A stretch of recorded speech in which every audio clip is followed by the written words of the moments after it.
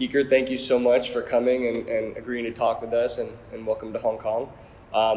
Maybe you can just tell us a little bit about like your time in Hong Kong. Have you done anything fun or you just kind of focus on the squash? Yeah, this is my third time here in Hong Kong, and this is the first time here in Hong Kong with Carlos. He's one of my best friends. I know him for so many years now, and it's totally a new experience for me, because we always alone on tour. We spend so many days alone, so many nights alone without our relatives. So it's very tough. And these days here, I spent already 2 weeks with Carlos, and it's totally a new experience. As I said, he's one of my best friends. We know each other very well. So he took me so many restaurants. We did so many activities. We spent a lot of time together, and yeah, I love Hong Kong so much. I came here last time. It was 2018. Then the next 3 years was cancelled. I was missing it a lot because for me it's one of the best cities in the world. And I just like it so much. Awesome. You mentioned a little bit about being on the tour and maybe finding it tough sometimes. So like when you have a kind of a mental mindset challenge like that, where you need to like kind of get in the mode, like how do you do that? It's very difficult, especially when you have to play 2 tournaments in a row, like here. I played last week Hong Kong Open and then this one here. It's very tough mentally. I was lucky I was here with Carlos, but if I'm alone in a place for 15 days, it's very tough mentally because you feel very lonely. Of course you are with players, but it's not the same. It's not your coaches, it's not your girlfriend or family, and it's just very tough mentally. But of course I try to do just different things, train twice during the day, read a lot, go for a walk. But it's PSA. It's very tough mentally. You need to be very, very strong mentally. Yeah. Is there a venue on tour that you like really look forward to? Some place that you love to play? There's so many. I think every city has different things that make it special. My favorite, I would say, maybe TOC in New York is unique. Also, the one the pyramids is something very, very special. And yeah, this one here in Hong Kong as well. I mean, there's so many venues. All the tournaments, they do it very, very well. We feel amazing in every club or every venue we play. So every tournament it's special. Every tournament it's good. Especially this tournament like bronze, silver, platinum events. They are very well organized. We feel very well in all of them.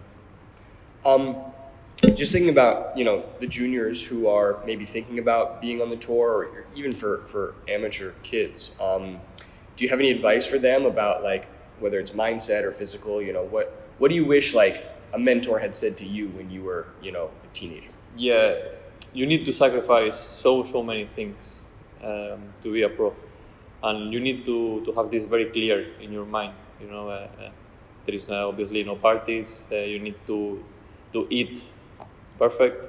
You need to rest perfect. You need to train every single training as professional as possible. You need to have your coaches, your fitness coach, your mental coach, always with you at your side. And also the PSA World Tour has changed so much in the last 3-4 years. For me, it's like a different sport. Right now it's so tough. The level is so high. There's so many players coming up from everywhere, especially from Egypt, and it's just very tough to get up there. And yeah, you need to train so hard. It's also a big jump from juniors to PSA. There are so many tournaments in Europe, like junior tournaments, like British Open, German Open, French Open. But when we're talking about PSA, it's just a different thing. You know, so many players when they jump from juniors to PSA after 1-2 years they stop because they can make it. You know, it's just very hard. You need to sacrifice so many things, and you need to have this very clear. You know, so not everybody is ready for that. Are there any players on the tour, or maybe even when you're coming up, that you look up to in terms of their like playing style? Yeah, I like a lot Mohammed. I would say right now he's my favorite player. You know, he's been playing with Nick Matthew, with Gaultier, with Shabana, and right now, you know, he's facing a different generation. Now he's facing Sal, Diego, Ali. You know, he's been there with the oldies, and now he's facing this new generation, and just amazing what he has achieved. The changes he made to his game, it's incredible, and he's still playing a very high level. For me, right now, he's world number one. You know, he won the last 4 tournaments, 4 in a row, which is it's crazy, you know. And he lost here in semifinals to Diego in a very close match, but he was about to win this as well. And you know, this is very tough, and what he's doing, and I appreciate it a lot, and I like him a lot. I try to learn from him as much as possible. He's a true professional of our sport.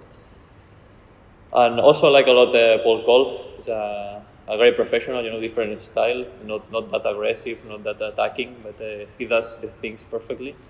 It's very professional.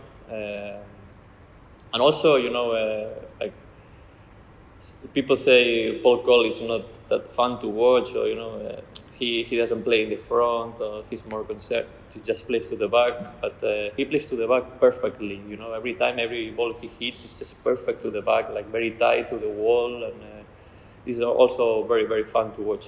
I like him a lot as well. And I take some things from every single player on tour. You know, we have so many different styles. Mazden as well. You know, his unique style. I think he does with the risk, the holds. But yeah, I would take Mohammed. And then you know, we're getting to the end of the year here, so just kind of looking back at this past year, do you have some reflections on how this year has gone, and do you have some plans or some goals for next year? Yeah, at the beginning of the year, I set a couple of goals, and already in the second month, I achieved that goal. So I made it to the top 20 after 2 tournaments.